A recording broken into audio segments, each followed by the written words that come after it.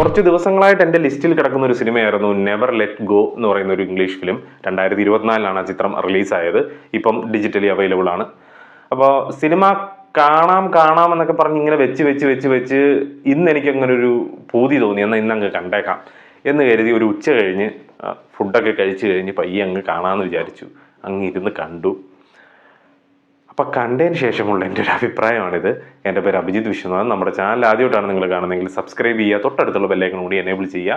നമുക്ക് നേരെ വീഡിയോയിലേക്ക് കിടക്കാം. വീഡിയോ മുഴുവനായിട്ട് കാണാൻ ശ്രമിച്ചു നോക്കുക. Welcome to ഷിനിമോഷായ്.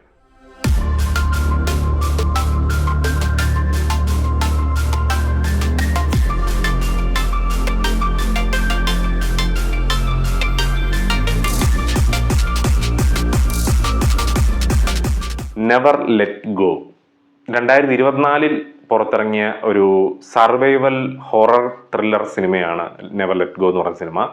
ഒരു 2 കുട്ടികളും അമ്മയും അടങ്ങുന്ന ഒരു കുടുംബം അവരൊരു കാടിൻ്റെ നടുവിൽ ജീവിക്കുകയാണ്. എന്തിനാണ് കാടിൻ്റെ നടുവിൽ ജീവിക്കുന്നതെന്ന് ഞാൻ സിനിമ സ്റ്റാർട്ടിങ്ങിൽ തന്നെ ഞാൻ തന്നെ ചോദിച്ചു. എന്തിനാണ് ഇവരൊക്കെ ഇവിടെ പോയി താമസിക്കുന്നത്, വേറെ പണിയൊന്നുമില്ലേ? പക്ഷേ അതിൻ്റെ ഒരു ഹിസ്റ്ററി, ഒരു കഥയും കാര്യങ്ങളൊക്കെ പറഞ്ഞു തരുന്നത് വെച്ചിട്ട് നമ്മുടെ ലോകത്തിലുള്ള ആളുകളെല്ലാം ഇല്ലാണ്ടായി. അതിനുശേഷം ഇവർ ഈ 3 പേര് മാത്രമേ ഈ ലോകത്ത് ജീവിച്ചിരിപ്പുള്ളൂ. അപ്പോൾ അവർ സർവൈവ് ചെയ്യുന്നത് തന്നെ അവരുടെ വീടിൻ്റെ പുറത്ത് ഒരുപാട് ആത്മാക്കൾ ഉണ്ട്. അപ്പോൾ അവരിൽ നിന്ന് രക്ഷപ്പെട്ട് ഇവർ സർവൈവ് ചെയ്ത് ജീവിച്ചുകൊണ്ടിരിക്കുകയാണ്. അപ്പോൾ ഇവരുടെ കയ്യിൽ ആഹാരങ്ങളില്ല.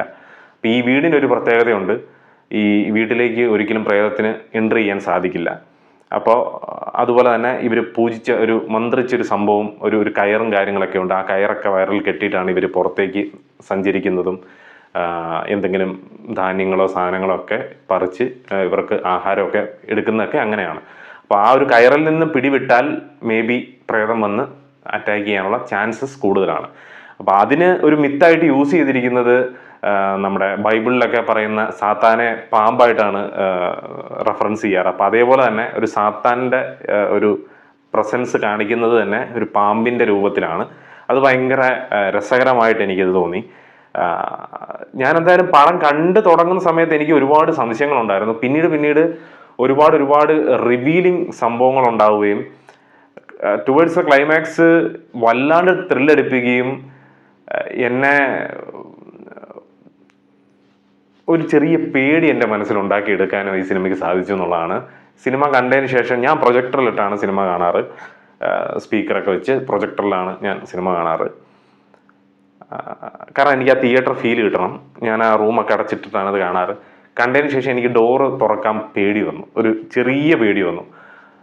അതിൻ്റെ കാരണം എന്ന് പറഞ്ഞാൽ ആ സിനിമ ഉണ്ടാക്കിയൊരു അതിൻ്റെ ഒരു ടെറൈൻ, അതിൻ്റെ ഒരു ബാക്ക്ഗ്രൗണ്ട് സ്കോറിങ്, അതിൻ്റെ ഒരു മിക്സിങ്, ഇതെല്ലാം കൂടി ആയിട്ട് കണ്ടിരുന്ന എന്നെ അത്രയേറെ ഹോണ്ട് ചെയ്തു എന്ന് പറയാം. സൂപ്പറായിട്ട് മേക്ക് ചെയ്ത ഒരു സിനിമയാണ്. അലക്സാണ്ടർ ആജ അങ്ങനെ കണ്ടാണ് ഡയറക്ടറിൻ്റെ പേര്. ബാക്കി ഡീറ്റെയിൽസ് അറിയത്തില്ല. റോബ് എന്ന് പറയുന്ന ഒരാളാണ് ഇതിൻ്റെ മ്യൂസിക്, ബാക്ക്ഗ്രൗണ്ട് സ്കോറും കാര്യങ്ങളൊക്കെ ചെയ്തിരിക്കുന്നത്. സൂപ്പറായിട്ട് ചെയ്തിട്ടുണ്ട്. ഡയറക്ഷൻ ആണെങ്കിലും ഗംഭീരമായിട്ട് ചെയ്തിട്ടുണ്ട്. ആ 2 പിള്ളേരും അമ്മയും, മെയിൻ ക്യാരക്ടറുടെ പേര് ഞാൻ മറന്നുപോയി, ഒരു ഫേമസ് ആക്ട്രസ്സാണ്. സൂപ്പർ പടമാണ്. സൂപ്പർ എന്ന് പറയാൻ സൂപ്പർ സിനിമയാണ്. മിസ്സാക്കരുതെന്നാണ് ഞാൻ പറയുന്നത്. കാരണം അതിൻ്റെ ഒരു കഥ പറയുന്ന രീതിയും അതിൻ്റെ ഒരു ഓരോ ഘട്ടം ബൈ ഘട്ടം ഓരോ കാര്യങ്ങൾ റിവീൽ ചെയ്ത് തരുന്നത്, ഒരുപാട് സർപ്രൈസ് എലമെൻറ്റ്സ് ഇതിൻ്റെ അകത്ത് ഒളിച്ചിരിപ്പുണ്ട്. ഒരുപാട് അൺഎക്സ്പെക്റ്റഡ് ട്വിസ്റ്റുകൾ ഇതിൻ്റെ അകത്ത് ഒളിച്ചിരിപ്പുണ്ട്. ഭയങ്കര ത്രില്ലിംഗ് ആയിട്ട് ഭയങ്കര നമ്മളെ ഞാൻ പറഞ്ഞു കഴിഞ്ഞാൽ അത് നിങ്ങളുടെ അതിൻ്റെ രസം പോവും. എന്തായാലും കണ്ടു നോക്കുക. താല്പര്യം ഉണ്ടെങ്കിൽ നിങ്ങൾ കണ്ടു തന്നെ നോക്കുക. ഹൊറർ സിനിമകളോട് താല്പര്യം ഉണ്ടെങ്കിൽ, സർവൈവൽ ത്രില്ലർ സാധനങ്ങളോട് താല്പര്യം ഉണ്ടെങ്കിൽ നിങ്ങൾ കണ്ടു നോക്കുക. സൂപ്പർ സിനിമയായിരിക്കും, ഗ്യാരണ്ടി. അപ്പം ഓൾറെഡി സിനിമ കണ്ടിട്ടുള്ളവരുണ്ടെങ്കിൽ നിങ്ങളുടെ അഭിപ്രായം കമൻറ്റ് ബോക്സിൽ രേഖപ്പെടുത്തുക. ഇത്രയൊക്കെ എനിക്ക് പറയാനുള്ളൂ. അപ്പോൾ വീഡിയോ ഇഷ്ടപ്പെട്ട് കഴിഞ്ഞാൽ ലൈക്ക് ചെയ്യുക, കമൻറ്റ് ചെയ്യുക, സബ്സ്ക്രൈബ് ചെയ്യുക. അപ്പോൾ ഇങ്ങനെയുള്ള സിനിമകളൊക്കെ താല്പര്യമുള്ള ആൾക്കാരാണെന്നുണ്ടെങ്കിൽ അവർക്ക് ഷെയർ ചെയ്ത് കൊടുക്കുക. അവരും കണ്ടോട്ടെ, അവരും അറിയട്ടെ, അവരും കാണട്ടെ. എല്ലാവരും സിനിമ കാണട്ടെ, നല്ലതല്ലേ? അപ്പം അടുത്ത വീഡിയോ ആയിട്ട് വരുന്നവരെ പീസ് ഔട്ട്.